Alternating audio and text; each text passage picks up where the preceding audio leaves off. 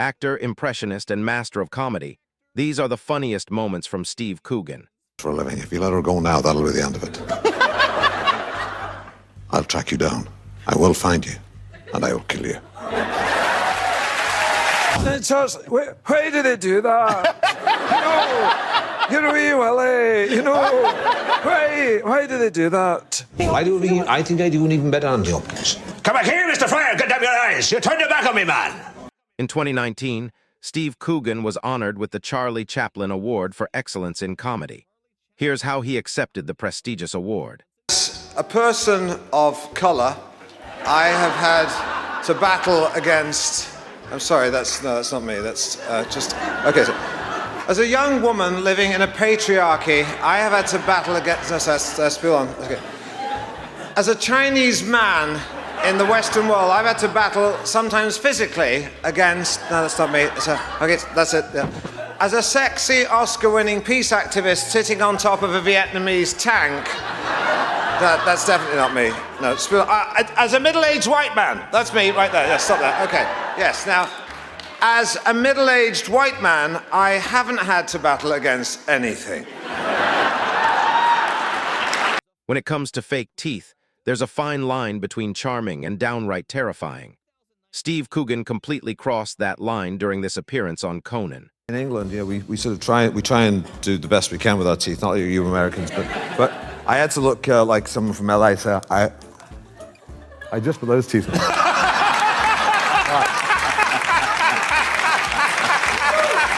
So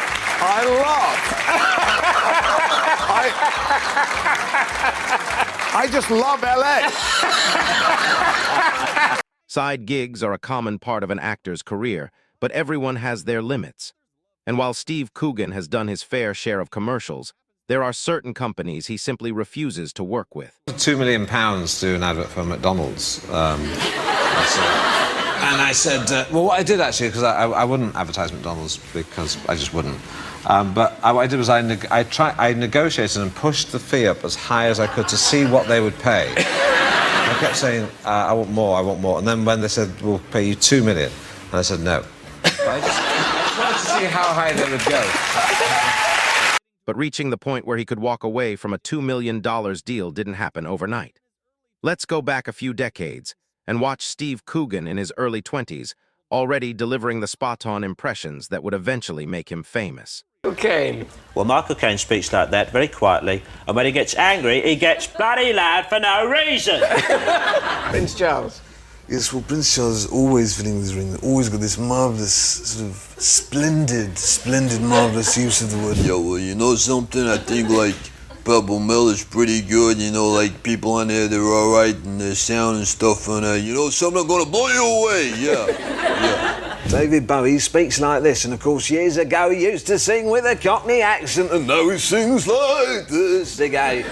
While his impressions are legendary, Steve Coogan's big break came through Alan Partridge, a radio host who's somehow both wildly confident and painfully awkward. It's British comedy at its absolute best. Thanks very much for being this morning's farmer, Robert Moon.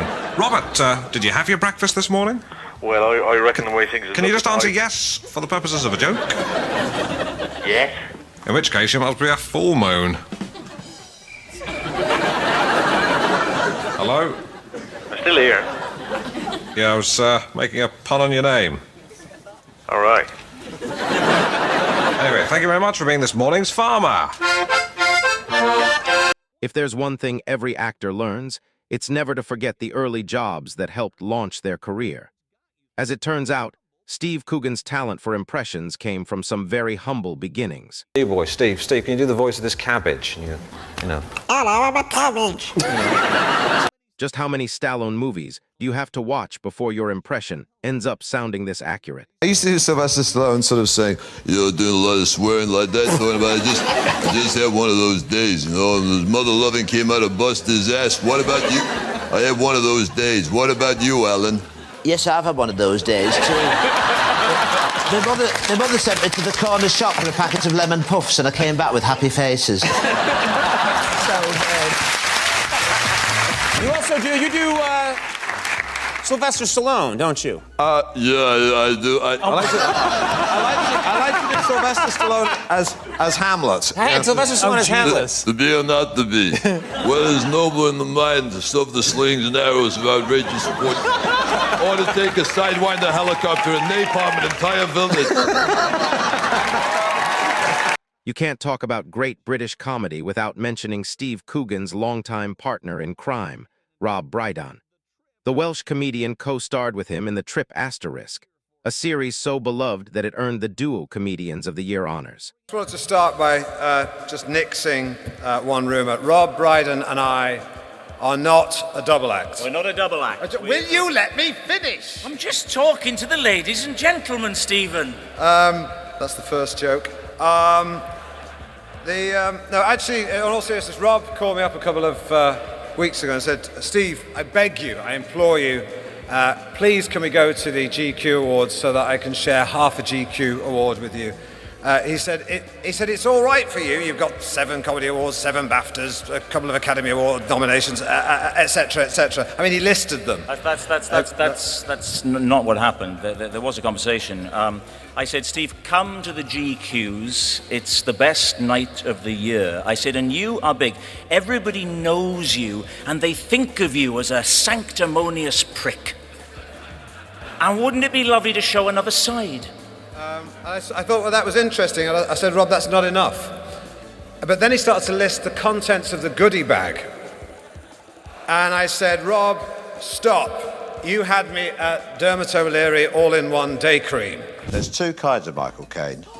There's the Michael Caine when he was younger, when he spoke like that, and then there's a Michael Caine that he speaks like now, which is a bit more older and a little bit more croaky like that. And then when he shouts, it totally changes again. Well, Sean Connery, you have to move your mouth to one side of your face and lick your lips and do things with your eyebrows. You know, no matter how hard he tries, he still can't get rid of the Edinburgh brogue. You know, it's a problem. Watching this impression, you'd think he could step in as Liam Neeson's stunt double in Take an Asterisk without missing a beat. When he speaks, you're not sure whether he's American or whether he's from somewhere else. But Pierce Brosnan? No, Pierce Brosnan. Liam Neeson? Yeah, Liam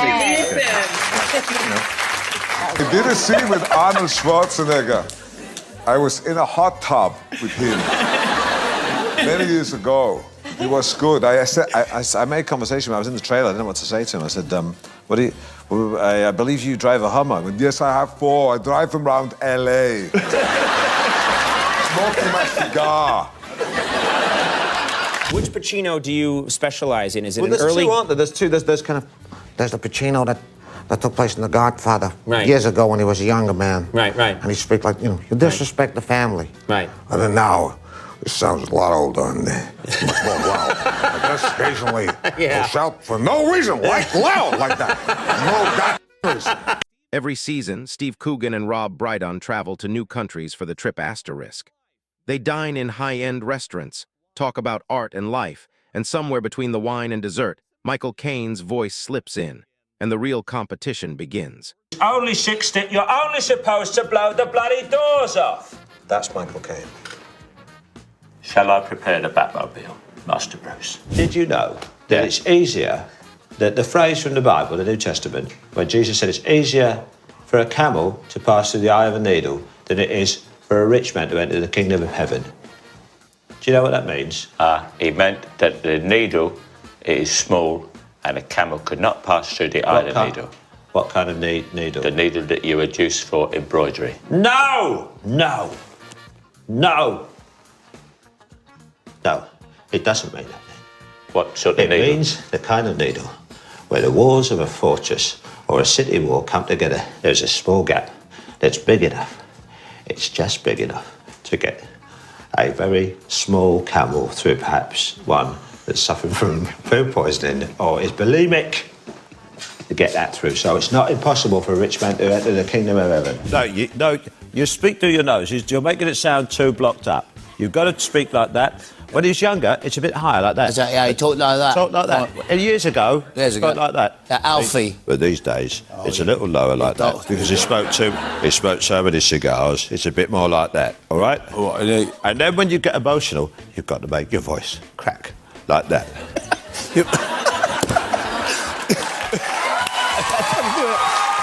It's safe to say there isn't a single person in the United Kingdom that Steve Coogan can't impersonate. He doesn't have the depth to his voice. Oh, look at you that. don't have any depth to it. You've got the accent. But he has a great sort of depth to his voice. Sometimes I drive my Hummer around L.A. Arnold Schwarzenegger. Yeah, okay, yeah. Hold on, Steve. You gave too much away. I said Who else is going to drive a Hummer around LA? Lots of people drive Hummers around LA. All right, Clarkson. Sorry, I knew you when you were slightly bigger. Yeah, and I was... that way. Not that way, that way. Oh, yeah, I was very fat when I was drinking. You were large. You had largesse and you were large. Largesse. Yeah. But Which largesse? Is that female large? No, what is that? It means you were just confident with your bigness. You think that you're going to be successful forever, and then suddenly you do a few things people don't like, and you go, oh, this is not as straightforward as I thought. So when people like something again, it's more. It's like love. It's better the second time around. Okay. No, really? Okay. And we must talk about... Why are you not so surprised? I'm not surprised at all. Okay. How much of this... I mean, did Michael... Hang on, take that back again. Okay. You've thrown me now. Michael Winterbottom persuaded